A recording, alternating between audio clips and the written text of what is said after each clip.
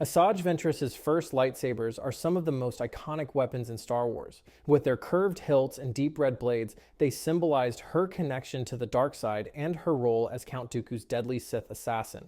But these lightsabers weren't originally hers. They belonged to another, and their story is steeped in tragedy, ambition, and betrayal. To understand the origins of Ventress's weapons, we need to look back to Count Dooku's final Jedi apprentice before his fall to the dark side, Komari Vosa. Vosa was a prodigious Jedi Padawan known for her exceptional combat skills and fiery personality. She rose to prominence during the Battle of Galadron, where she defeated 20 Mandalorian warriors single-handedly. Her victory earned her widespread recognition within the Jedi Order, and many believed she was destined for the Jedi High Council. However, her master, Dooku, began to notice a disturbing pattern in her behavior. Vosa's increasing aggression in battle and her reliance on anger raised red flags. Dooku, who was still a Jedi at the time, saw these traits as signs of her potential descent into the dark side. As a result, he refused to allow her to take the Jedi trials. The Council agreed, stripping Vosa of her rank as a Padawan and banning her from the Jedi Order.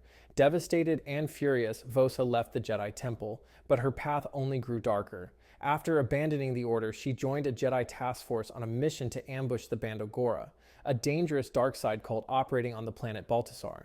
The mission ended in disaster. The task force was decimated, and Vosa was captured and subjected to brutal torture at the hands of the cult. It was during her imprisonment that Komari Vosa's fall to the dark side was complete. To survive the torment, she embraced her rage and hatred, allowing the dark side to fuel her. Eventually, she broke free, slaughtering her captors and taking over as the leader of the Bando Gora. In her new role, Vosa constructed a pair of curved, red-bladed lightsabers, modeled after her former master Dooku's weapon. Despite her hatred for the Jedi, she still respected Dooku enough to imitate his iconic design. Vosa's rise as the leader of the Bando Gora caught the attention of Darth Sidious. Her power and influence posed a potential threat to his plans, so Sidious ordered Dooku, now known as Darth Tyrannus, to eliminate her. Dooku devised a contest among the galaxy's top bounty hunters, offering the position of template for the Republic's clone army as a reward for eliminating Vosa. Among the hunters was Jango Fett, who tracked Vosa to the moon of Bogdan. There, he confronted the deranged Dark Jedi in her lair. Vosa captured Fett and subjected him to torture, but with the help of his ally Zam Wesell, Fett escaped and ultimately defeated her in combat. Before Jango could finish her off, Dooku appeared and ended Vosa's life himself, using the Force to choke his former apprentice. With her death, the lightsaber she had crafted became his to keep. Years later, Dooku encountered Asajj Ventress, a Force-sensitive warrior from the war-torn planet Ratatak. Ventress had trained as a Jedi briefly before tragedy, and despair drove her to the dark side. Dooku tested her in a gladiatorial contest where she defeated all opponents with ease, proving herself a capable and ruthless combatant. However, Dooku remained skeptical of her true potential. During their duel, he struck her down with Force lightning and declared that fear still held her back. Despite this, Darth Sidious recognized her value as a Sith assassin and gave Dooku permission to recruit her. To solidify her role as his apprentice, Dooku gifted Ventress the curved red lightsabers that once belonged to Komari Vosa.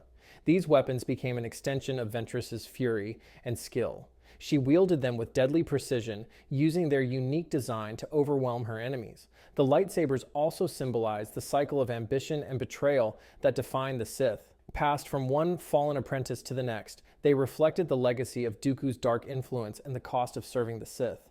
Ventress's journey with these weapons is a reminder of how deeply intertwined the stories of Dooku, Vosa, and Ventress are. Each was shaped by loss, anger, and the seductive power of the dark side, and each carried forward the legacy of those who came before. The lightsabers themselves are more than tools of destruction. They're symbols of a lineage of pain, ambition, and power. What do you think of the story behind Ventress's lightsabers? Does knowing their origins make them even more significant in Star Wars lore? Let me know in the comments below, and don't forget to subscribe for more deep dives into the galaxy far, far away. Thanks for watching, and may the Force be with you.